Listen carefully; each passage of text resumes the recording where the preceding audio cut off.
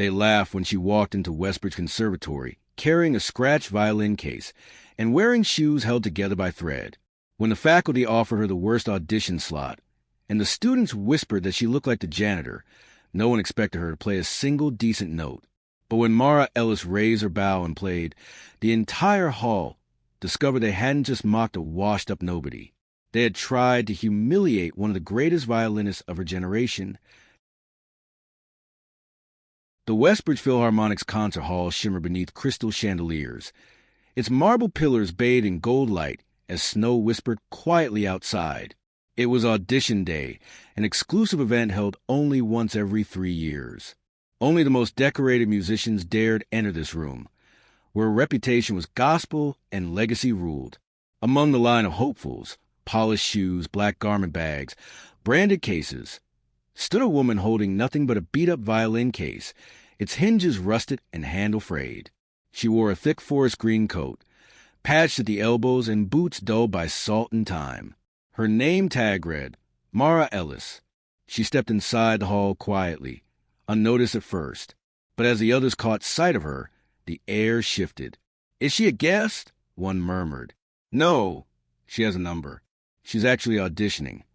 A low ripple of laughter threaded through the room. "Looks like she walked in from a bus station," someone chuckled. Mara heard it. Of course she did, but her gaze didn't flinch. She found an empty seat near the back, quietly opening her violin case. The instrument inside, though aged, was immaculate. Not flashy, not new, but loved. At the front of the hall sat Maestro Julian Crane, the Philharmonic's artistic director, a stern figure with snow-white hair and eyes that missed nothing. The judges beside him had folders full of resumes, Juilliard, Curtis, Royal Academy, musicians whose names carried weight. Crane glanced down the list, lifting a brow. Mara Ellis, he read aloud. No CV, no background. A committee member leaned in. She submitted nothing, just a name. Crane's mouth twitched. Interesting strategy. He looked up as another candidate approached the stage. Daniel Ing, prize winner in Berlin, Tokyo, and Salzburg. "I'll be playing Paganini Caprice No. 24, Daniel announced. "Of course you will," Crane muttered dryly. "Go ahead." The next half hour unfolded like a parade of technical excellence. Notes soared, runs dazzled, and egos flared. Crane rarely smiled, though he offered sharp critiques between movements. Too mechanical. Where's your phrasing? That wasn't music, it was math. Next. Finally, he looked down at his sheet. Mara Ellis. A hush fell. Mara rose, violin in hand. She walked past the designer cases, past the amused smirks. The quiet tap of her heels echoed through the towering room. She reached the stage and took her place under the spotlight. Maestro Crane sat back. "What will you be performing?" Her voice was calm. "The Adagio from Bach's G minor sonata. No accompaniment." A soft snort came from the side. "Bach? Really?" a judge whispered. "It's not even a showpiece." Crane tapped his pen once. "Begin." She raised a bow and played the first note. It wasn't loud. It wasn't flashy. It was alive. A deep, resonant tone that flowed across the hall like a candle flickering in the dark. Her phrasing curved with aching tenderness. Each breath of her bow revealed something raw, something sacred. The vibrato in her left hand trembled not with fear, but with grief, memory, grace. The pauses were intentional. The silence between the notes screamed. Crane sat up straighter. A judge dropped his pen. Even the assistants by the side of the room stopped moving. And then it ended. No flourish. No final bow. Just silence. She lowered the instrument. Nobody spoke. Crane leaned forward, his voice barely above a whisper. "Who taught you?" Mara looked down at the violin. "No one. My father was a luthier. He built this violin. I learned alone, playing at his shop when customers stopped coming. I've never played in an orchestra." The other judges blinked.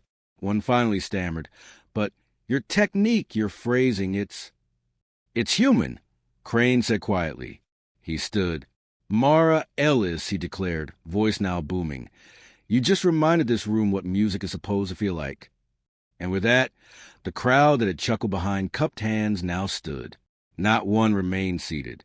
No applause, just reverence. Because sometimes the soul outplays a resume.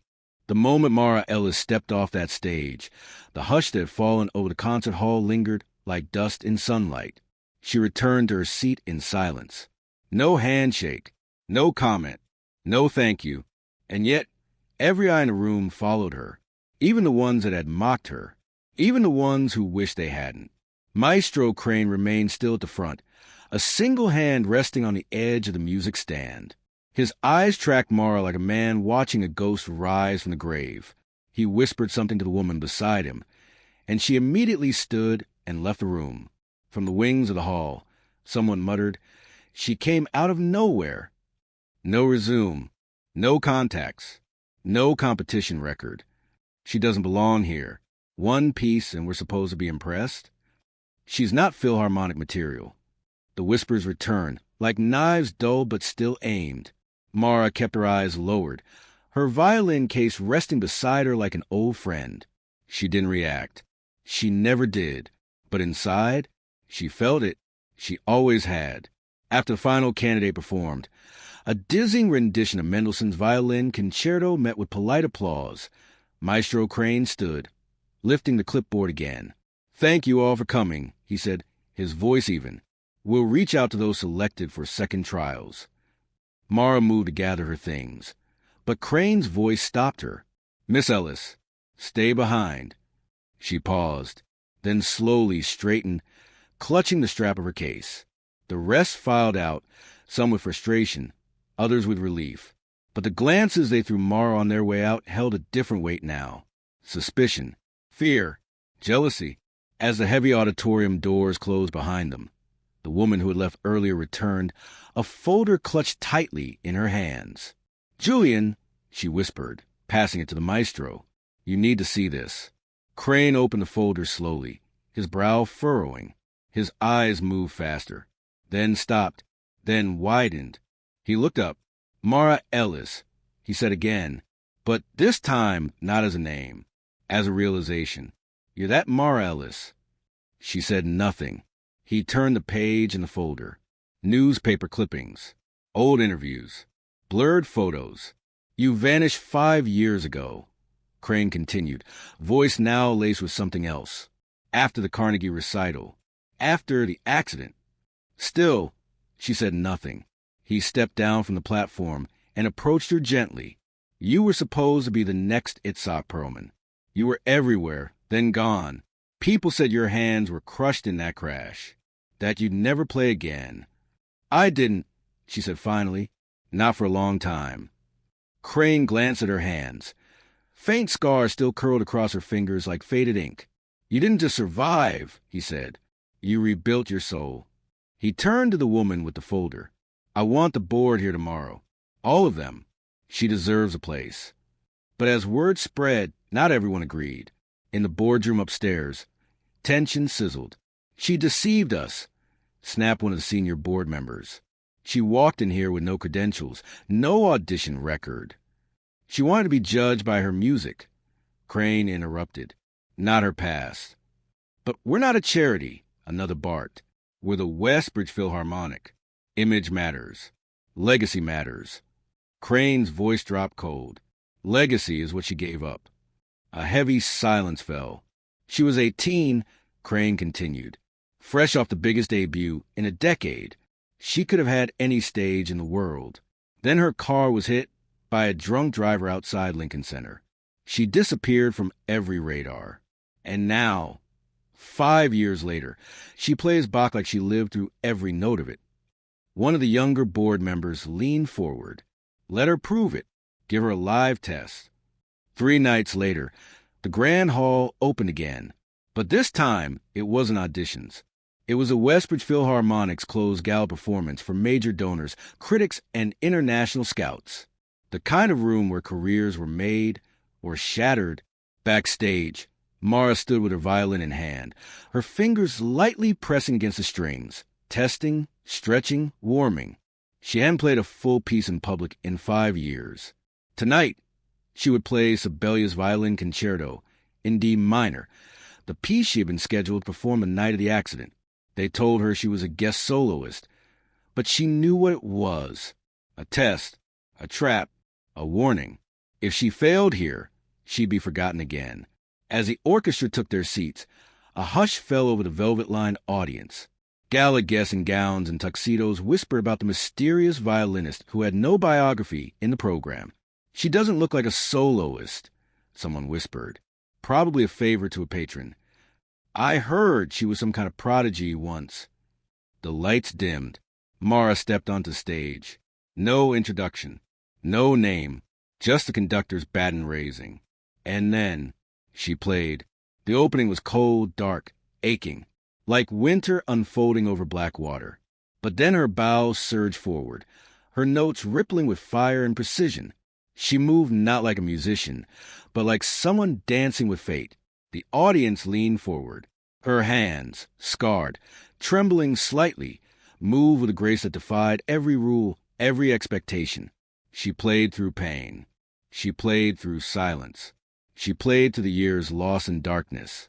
And when she hit the final soaring note, the conductor froze. No one moved. Then the crowd erupted. Donors who rarely clapped stood to their feet. Critics wept behind gold-rimmed glasses. Even the doubters in the boardroom stood, thunderstruck. Mara Ellis didn't just earn a place in the Philharmonic. She owned it. The morning after the gala, headlines lit up the classical music world like wildfire. Mara Ellis returns from the ashes. The violinist who played through silence. Westbridge's dark horse stuns elite crowd. Everyone suddenly wanted her. The press, the patrons, the orchestras. But none of them truly understood her. Back at the Westbridge Conservatory, Mara was offered something unprecedented. The position of first-chair soloist, a title held for 7 consecutive years by Lucas Renner. Tall, refined, and classically untouchable, Lucas wasn't just surprised. He was furious.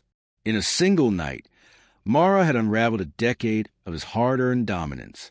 He cornered her in the corridor the next afternoon, his voice low and venomous. "You think that performance makes you worthy of leading us?" Mara, calm and composed with her violin case over her shoulder, didn't flinch. "I didn't come back to belong. I came to play." Lucas leaned in, smirking. "You better be ready. The Vienna delegation arrives in 4 days. You're the soloist. If you screw it up, you'll disappear again. Only this time, no one will come looking." For days later, the Westbridge Performance Hall buzzed with global attention. Musicians from Vienna, Tokyo, and Paris filled the hall, and every seat was taken. The concert was being live-streamed worldwide. Mara stood backstage in a deep navy gown, her hands trembling, not with fear, but with the weight of memory. Beside her, Lucas tuned his instrument, cold and methodical. Just minutes before they were to go on, Mara opened her violin case and froze. The strings had been cut, all 4/clean. Her chest tightened, silence rushing like a cruel old friend. From behind her, Lucas feigned surprise. "Need help?" The stage manager called out, "You're on, Miss Ellis." And with nothing but seconds left, Mara turned around. "I need a violin," she said, voice steady. The conductor blanched. Panic swept the room. There was no backup. Then, from the shadows, a soft voice emerged. "I have one." It was Alina, a junior musician barely 18, holding her student violin with both hands. "It's not perfect," she said, "but it sings." Mara took it with care, whispered a thank you, and walked onto the stage. The Vienna delegates sat upright. The audience hushed. Mara began. The first note faltered. Not her fault, but the old strings. But she didn't retreat. She leaned in. She adapted. She shaped the flaws into feeling. She turned a humble violin into an instrument of raw beauty. With every note, she told a story. Of recovery, of pain, of her mother's humming voice in the hospital, of everything she'd lost and reclaimed. Halfway through, even the conductor's eyes were wet. By the final note, the hall wasn't just clapping. They were erupting. The ovation thundered.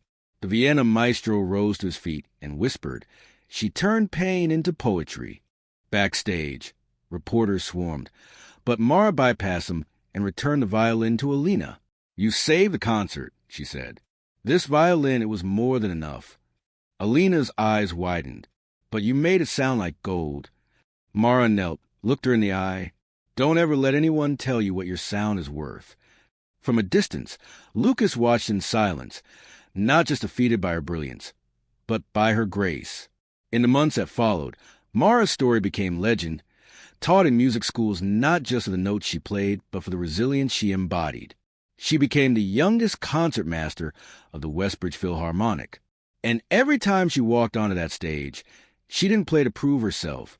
She played to remind the world of something deeper, that broken things can still make music, that survival, not perfection, is where true beauty begins. Mara Ellis was no longer just a name. She was a symphony no one saw coming.